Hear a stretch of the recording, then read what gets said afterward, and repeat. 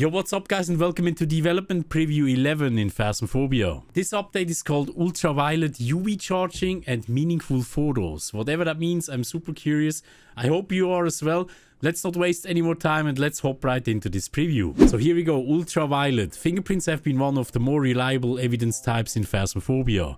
But we felt it could have a few things adjusted to make it feel more immersive. More fun in certain situations we are looking at you, high school Jim, and more interactive. Firstly, we've renamed fingerprints to Ultraviolet. Interesting. The main reason was to address fingerprints getting in some of those open areas that are really frustrating for players. True. If your ghosts refuse to move somewhere with doors or other interactables, you might never get that evidence. That was a real problem, especially something like the Bleasdale attic, for example, was really hard to get fingerprints on. So I'm glad they are addressing this. To remedy this, if a ghost steps into a salt pile, it will now only show footprints if it has ultraviolet evidence. Thank you so much. That makes actually a lot of sense. I really like this change. I always thought, like, why are they not using the footsteps as fingerprints evidence? And here we go, they are doing it.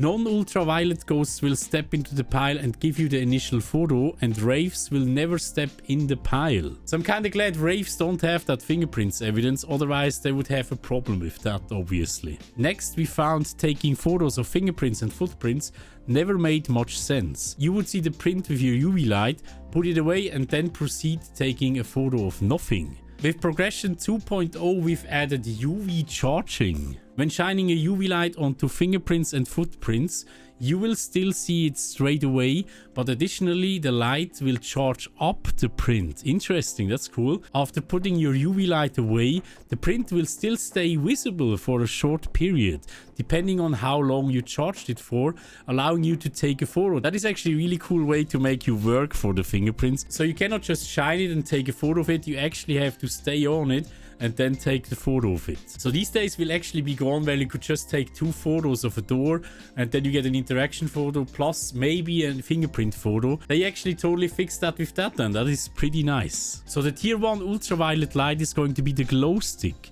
After snapping it to turning on, it projects a short range area light that lasts around 1 minute before dimming. So it's basically the same, they just took the glow stick and that's how it looks like. And you on the left side you actually see a dim version of it, right? A little bit charged, and the right one is actually a little bit more charged. That's pretty cool. So the tier 2 is obviously the well-known UV flashlight that we already know, with a brighter, longer range, narrow spotlight, boasting a much faster UV charge time. So they are actually also charging the fingerprints faster with the higher tiers, which is cool. And as you can see here, you don't have to stay on the fingerprint for too long to actually take a photo. So it doesn't take like a minute or so to charge it. And then we have the tier 3 is the UV Light Pro, a chunky flashlight that turns a much brighter and wider cone of light, as well as an even quicker charge time.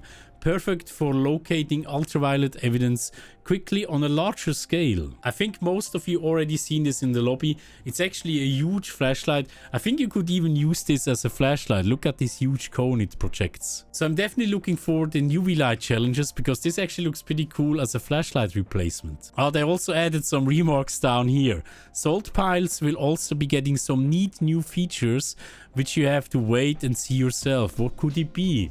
This also fixes the major issue of trying to sell off your blanket photos to ghost hunting distribution and expecting reasonable payment. True, right? Just what I mentioned. I hope you cannot get the photos anymore if you don't shine your UV light on it, because that feels pretty cheesy, but let me know in the comments down below what you think of it. And the 3 stars are actually directed to the glow stick. You can always give it another shake to give it some extra life. So you can shake the glow stick to actually make it give more light. That is actually amazing. I love that feature. That is a cool feature rather than having it die forever. Let me know in the comments what you think of these UV light changes. I would love to know. Thank you so much guys for watching, and I hope to see you in the next one. Bye bye. Oh, all these patrons. Thank you so much guys for your support. Mwah. Big schmouts.